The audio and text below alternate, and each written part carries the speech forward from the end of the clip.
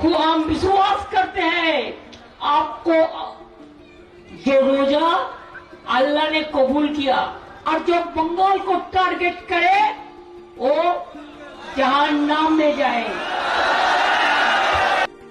ভোটের আবহে রেড রোডে ঈদের অনুষ্ঠানের মঞ্চে থেকে এভাবেই হুঙ্কার দিলেন তৃণমূল নেত্রী মমতা বন্দ্যোপাধ্যায়। এবার এরই পাল্টা দিলেন শুভেন্দু অধিকারী।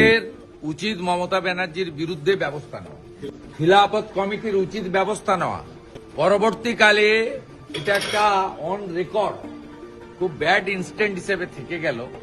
ঠিক মোহাম্মদ আলী জিন্না সোহরাবুর্দিরা যে ভাষায় কথা বলেছেন আজকে তিনি করেছেন, এবং ইসলাম ধর্মের মানুষরা 1 মাস ধরে তারা উপবাস ব্রত পালন করেছেন, করে তাদের যে প্রার্থনার মাধ্যমে আজকে রমজান মাসের পরিসমাপ্তি ঘটিয়েছেন, সেই মঞ্চকে যেভাবে রাজনীতিকরণ করলেন মুখ্যমন্ত্রী, এরপরেও যদি খেলাফত কমিটি কলকাতা রিয়াক্ট না করে তাহলে আমরা ধরে নেব মমতা ব্যানার্জির এই রাজনীতিকরণ এবং মৌলবাদে উস্কানি ঘৃণা ছড়ানোর কাজে তাদেরও সমর্থন আছে।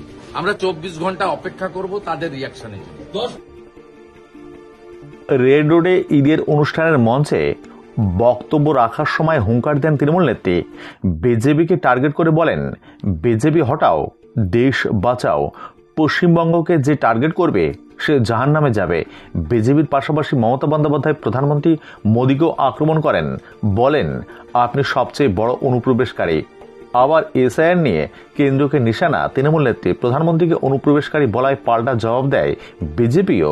এই বিষয়ে বিরোধী দলনেতা শুভেন্দু অধিকারী মমতার এই মন্তব্যের উদ্দেশ্যে বলেন, মাথা ঠিক নেই, হেমন্ত সোরেনের সাহায্য নিয়ে রাঁচি যাবেন। নরেন্দ্র মোদী আপনি বলেছেন সবকা সাথ সবকা বিকাশ তো হোগা, সবকা হিসাব ভি হোগা। নন্দীগ্রামের পরে আরেকটা গুরু দায়িত্ব নিয়েছেন ভবানীপুর, তাই তো? আমি ভবানীপুরে আবার দ্বিতীয়বার মমতা ব্যানার্জিকে হারাবো। আর আপনারা মহিষাদলে ডাবল লিড করবেন, তাই তো?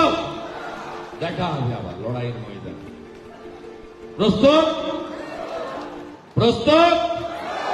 পরিবর্তন হবে, প্রত্যাবর্তন হবে না। যা পিসি তুই চলে যা, বাংলাদেশে চলে যা। ধর্ষণ এই শব্দ বাংলায় থাকবে না। যদি কেউ করেন সকালে জমা বিকালে খরচ।